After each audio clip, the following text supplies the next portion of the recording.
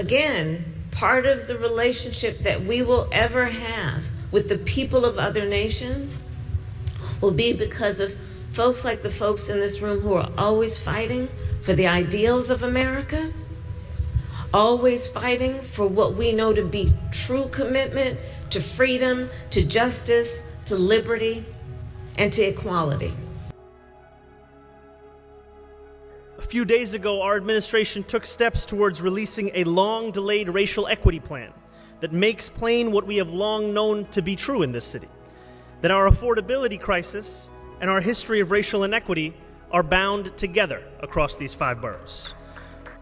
Anyone here heard about the Canal Street raid when ICE came? Who is at Canal Street? Is it just Africans, or do we also have some of our Asian brothers?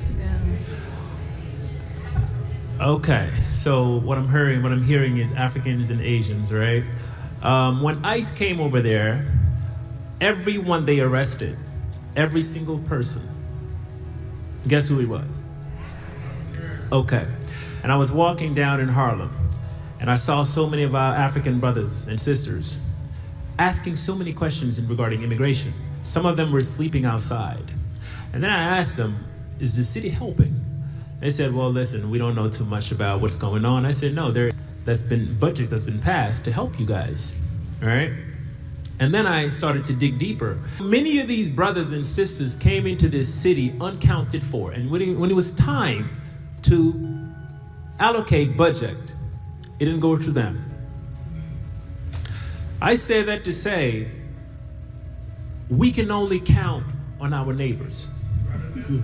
We can only count on our brothers and sisters that are here, the church, the protesters, the organizers, because the truth is, black people from across the board are at the bottom of the barrel. That's just the truth. This is not an attack, it's just a fact. For me, speak with your politicians as well. Are they preparing those nonprofits just in case things happen? Or are they not? Because it's nice to just sit over there and talk about, yes, Canal Street this, Canal Street that. Well, I'll tell you what happened on Canal Street. When that raid happened, it was our nonprofit that stood up and got those people out of there, out of detention centers.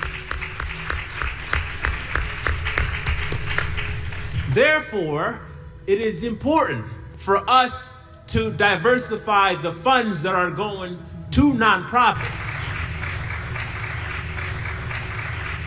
A dividing line, sometimes very directly separating black neighborhoods from white neighborhoods.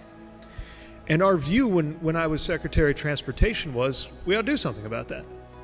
If federal funding created or contributed to a problem, then federal funding ought to be part of the solution.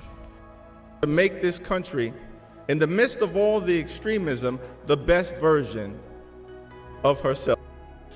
What made Dr. King effective in the civil rights movement of the 60s is that they changed the laws